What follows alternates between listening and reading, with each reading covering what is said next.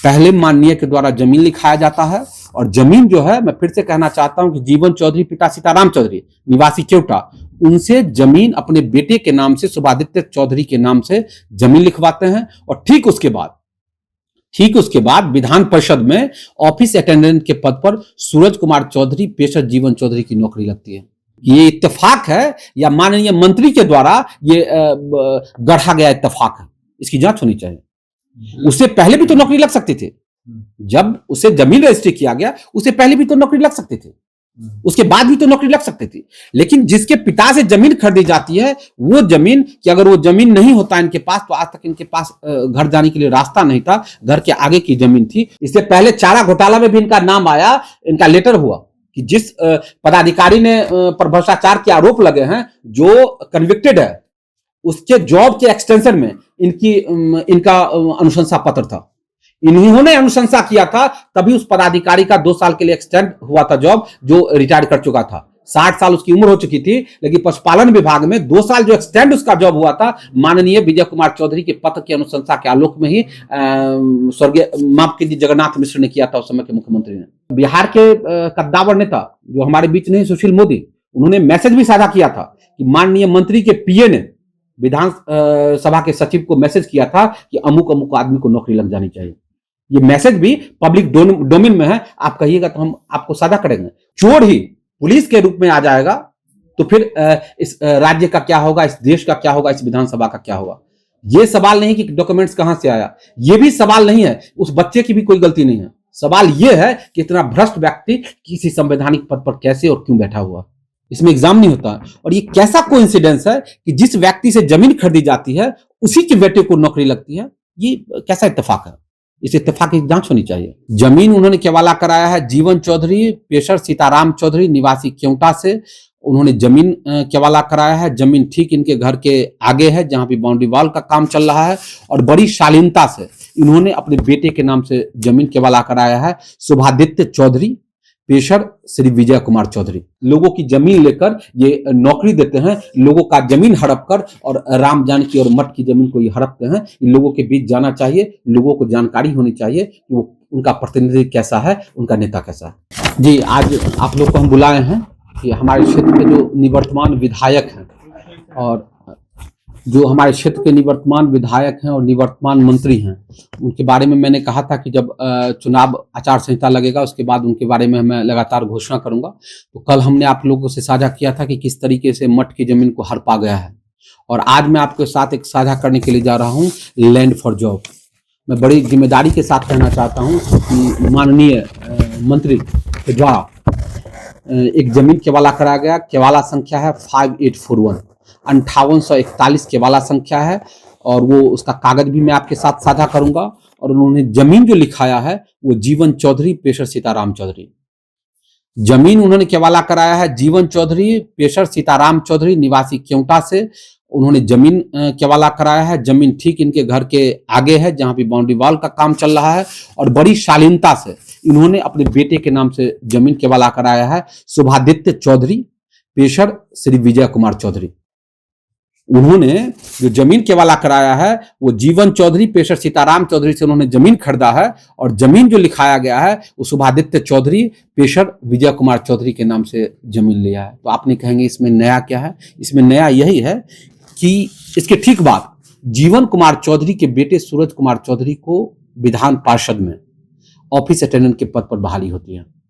पहले माननीय के द्वारा जमीन लिखाया जाता है, और जमीन जो है, मैं फिर से कहना चाहता हूं कि जीवन चौधरी पिता सीताराम चौधरी निवासी केवटा, उनसे जमीन अपने बेटे के नाम से शुभादित्य चौधरी के नाम से जमीन लिखवाते हैं। और ठीक उसके बाद विधान परिषद में ऑफिस अटेंडेंट के पद पर सूरज कुमार चौधरी पेशर जीवन चौधरी की नौकरी लगती है। अब मैं आपको सीधे मैं आरोप नहीं लगा रहा हूं, मैं सीधे तौर पर माननीय मंत्री से पूछना चाहता हूं कि आप इस बात का खुलासा कीजिए कि क्या आपने जमीन लेकर नौकरी दिया है या बिना जमीन लिए हुए नौकरी दिया है। अगर बिना जमीन लिए नौकरी दिया है तो ये कैसा इत्तेफाक है कि 2000 आज जब आपने उससे जमीन खरीदा है उससे उसकी पहले नौकरी नहीं लगती है और उसके ठीक बाद उसकी नौकरी लग जाती है। और आप ये भी बताइए कि सरायरंजन के कितने युवाओं को आपने नौकरी दी है? क्या इसलिए आपने नौकरी नहीं दी कि सरायरंजन के लोगों से आपने जमीन नहीं लिया, या सरायरंजन के लोगों ने आपको जमीन नहीं दी? मैं बार बार कहता हूं कि कंबल ओढ़कर घी पीने की कला माननीय मंत्री से बेहतर पूरे बिहार की राजनीति में कोई नहीं जानता है।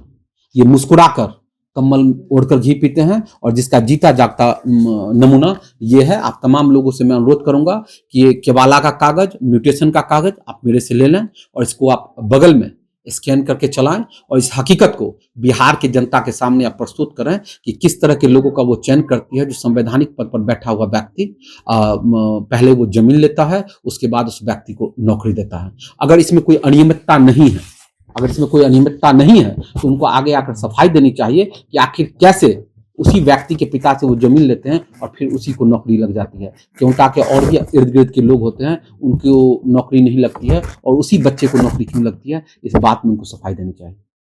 विधानमंडल में, विधान पार्षद में ऑफिस अटेंडेंट विधानमंडल के अंदर नहीं आता है, उसमें बहालियां भी निकलती है। तो ये ऐसा भी तो हो सकता है कि एग्जाम देकर निकाली गई। ये कैसा कोइंसिडेंस है? और इसमें एग्जाम नहीं होता है, इसमें एग्जाम नहीं होता। और ये कैसा कोइंसिडेंस है कि जिस व्यक्ति से जमीन खरीदी जाती है उसी के बेटे को नौकरी लगती है। ये कैसा इत्तेफाक है? इस इत्तेफाक की जांच होनी चाहिए। ये इत्तेफाक है या माननीय मंत्री के द्वारा ये गढ़ा गया इत्तेफाक है, इसकी जांच होनी चाहिए। उससे पहले भी तो नौकरी लग सकती थी।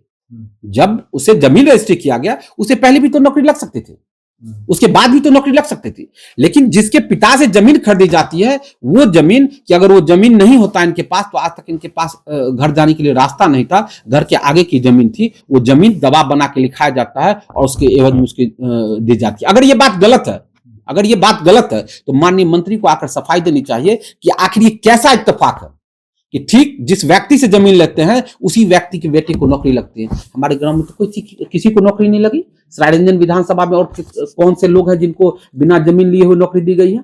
ये बात भी माननीय मंत्री को खुलासा करना चाहिए। और ये बात मैं इसलिए कह रहा हूं कि इससे पहले जो बिहार के कद्दावर नेता जो हमारे बीच नहीं, सुशील मोदी, उन्होंने मैसेज भी साझा किया था कि माननीय मंत्री के पीए ने विधान सभा के सचिव को मैसेज किया था कि अमुक अमुक आदमी को नौकरी लग जानी चाहिए। ये मैसेज भी पब्लिक डोमेन में है, आप कहिएगा तो हम आपको साझा करेंगे। उस समय सुशील मोदी ने इस बात को का खुलासा किया था कि माननीय विजय कुमार चौधरी के पीए के द्वारा मैसेज भेजा जाता है कि भाई अमुक रोल नंबर वाले को जॉब कंफर्म कीजिए। तो माननीय मंत्री को आगे आकर सफाई देनी चाहिए कि ये जो इत्तेफाक है वो सिर्फ इत्तेफाक है कि सही में वो जमीन लेकर नौकरी दे रहे हैं। लैंड फॉर जॉब का आरोप जो है आज तक लालू परिवार पर लगता है। अब आप मंत्री जी के, मैं आरोप नहीं लगा रहा हूं, मैं प्रूफ दे रहा हूं। मैं आरोप नहीं लगा रहा हूं। मैंने कल जो बताया था कि इन्होंने मठ की जमीन को हड़पा है, मैंने डॉक्यूमेंट साझा किया था आपके साथ। मैं फिर कह रहा हूं ये जमीन का मैं डॉक्यूमेंट साझा करता हूं, म्यूटेशन का कागज साझा करता हूं, रजिस्ट्री का साझा करता हूं। और जो केवाला संख्या है 5841, जो केवाला संख्या 5841 जो इनके बेटे शुभादित्य चौधरी के नाम पर जमीन लिया गया है। और जो जमीन लिखाया गया है जिनसे सूरज कुमार जिनको नौकरी हुई है उनके पिता जीवन चौधरी से किया गया है। ये पूरे बिहार और पूरे देश के जनता को जानना चाहिए कि किस तरीके से लोगों की जमीन लेकर ये नौकरी देते हैं, लोगों का जमीन हड़प कर और राम जानकी और मठ की जमीन को ये हड़पते हैं। इन लोगों के बीच जाना चाहिए, लोगों को जानकारी होनी चाहिए कि वो उनका प्रतिनिधि कैसा है, उनका नेता कैसा है। आपको ये सूत्र कहां से आते हैं? अब सूत्र कहां से आते हैं सवाल ये नहीं है। सवाल ये है कि इतना बड़ा स्कैंडल करने वाला व्यक्ति किसी संवैधानिक पद पर क्यों बैठा हुआ है। ये सबसे बड़ा विकट प्रश्न है कि जब चोर ही पुलिस के रूप में आ जाएगा तो फिर इस राज्य का क्या होगा, इस देश का क्या होगा, इस विधानसभा का क्या होगा। ये सवाल नहीं कि डॉक्यूमेंट्स कहां से आया, ये भी सवाल नहीं है, उस बच्चे की भी कोई गलती नहीं है। सवाल यह है कि इतना भ्रष्ट व्यक्ति किसी संवैधानिक पद पर कैसे और क्यों बैठा हुआ। आपका ये मानना है कि और भी कोयटा के लोगों को जमीन लेकर के नौकरी दिया जा रहा है? मैं यही बात कह रहा हूं कि इसकी फेयर जांच होनी चाहिए। इसकी फेयर जांच होनी चाहिए कि कैसा कोइंसिडेंस है, कैसा ये इत्तेफाक है कि आखिर ऐसा होता है। इससे पहले चारा घोटाला में भी इनका नाम आया, इनका लेटर हुआ कि जिस पदाधिकारी ने पर भ्रष्टाचार के आरोप लगे हैं, जो कन्विक्टेड है, उसके जॉब के एक्सटेंशन में इनका अनुशंसा पत्र था। इन्होंने अनुशंसा किया था, तभी उस पदाधिकारी का 2 साल के लिए एक्सटेंड हुआ था जॉब, जो रिटायर कर चुका था। 60 साल उसकी उम्र हो चुकी थी, लेकिन पशुपालन विभाग में 2 साल जो एक्सटेंड उसका जॉब हुआ था, माननीय विजय कुमार चौधरी के पत्र की अनुशंसा के आलोक में ही स्वर्गीय माफ कीजिए जगन्नाथ मिश्र ने किया था, उस समय के मुख्यमंत्री ने। लेकिन आज चारा घोटाला में इनका नाम नहीं है, बड़ी साफगोई से ये हट गए। और ठीक मैं बता रहा हूँ, ये उसी तरह का कोइंसिडेंस है कि ये पहले जमीन लेते हैं और उसके बाद उसको सरकारी नौकरी देते हैं, और अगर ये इत्तेफाक है तो माननीय मंत्री को आकर कहना चाहिए कि ये झूठ है, ये इत्तेफाक है, और नहीं सच है तो उनको सरारंजन के सहित पूरे बिहार के सभी प्रतिभावान युवाओं से माफी मांगनी चाहिए कि उसकी प्रतिभा को कुचलकर और ये जमीन लेकर नौकरी देते हैं। और नहीं तो माननीय एक होर्डिंग छपवाएं कि भाई 10 डिसमिल जमीन दो और नौकरी लो, ये करना चाहिए। जमीन लिया गया है, क्या वो व्यक्ति बोलेंगे सामने पब्लिक अब ये मेरा काम नहीं है, ये मेरा काम नहीं है। या तो ये किसी पत्र